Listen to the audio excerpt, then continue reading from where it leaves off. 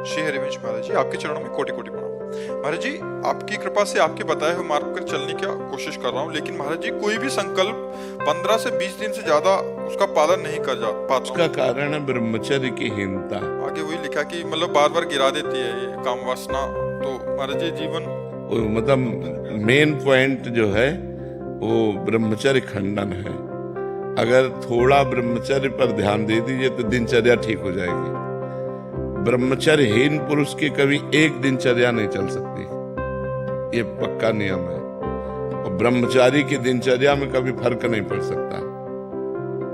इसलिए कोशिश करो नाम जप करते हुए, पवित्र आहार अल्पाहार लेते हुए, कुसंग का त्याग करते हुए, मोबाइल से या व्यक्ति से कुसंग न होने पावे, शास्त्र विरुद्ध संग न होने पावे, और अपने हाथ से कोई ऐसे आचरण न करे, तो फिर ब्रह्मचर्य का पोषण जरूरी है। परमार्थ में चलने के लिए ब्रह्मचर्य अति आवश्यक है। यदि चाहे वो गृहस्थ ही क्यों ना हो, तो गृहस्थ का मतलब थोड़ी कि रोज में विचार करो, नहीं, उसमें भी मर्यादा है। शास्त्र में वर्णन है कि मासिक धर्म के होने के 1 सप्ताह बाद पवित्र होने पर संतानोत्पत्ति के लिए गृहस्थ धर्म में लिखा हुआ है 1 महीने में 1 बार संतानोत्पत्ति के लिए मासिक धर्म के 1 सप्ताह बाद बकाया ब्रह्मचर्य रहे। तो गृहस्थ में भी ब्रह्मचर्य की आवश्यकता है।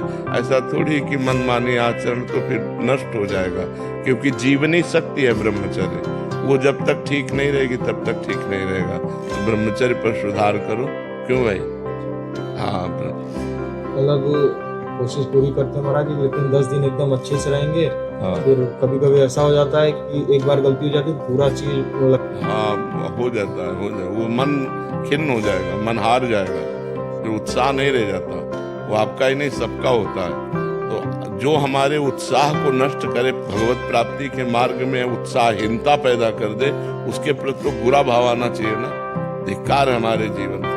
तो मैं ऐसे गिर जाता हूँ, अब नहीं गिरूंगा, फिर चलो, फिर अगर गिर जाओ तो फिर अंदर से क्लेशित हो, फिर तो एक दिन आप ऐसा आएगा क्रॉस कर जाओगे।